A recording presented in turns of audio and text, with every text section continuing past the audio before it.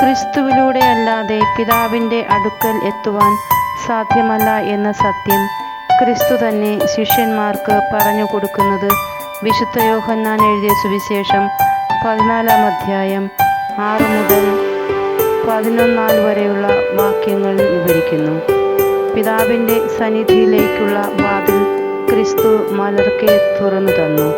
അതിലൂടെ പ്രവേശിക്കുവാൻ തൻ്റെ തിരുശരീര രക്തം കൊണ്ട് നമ്മെ യോഗ്യരാക്കി.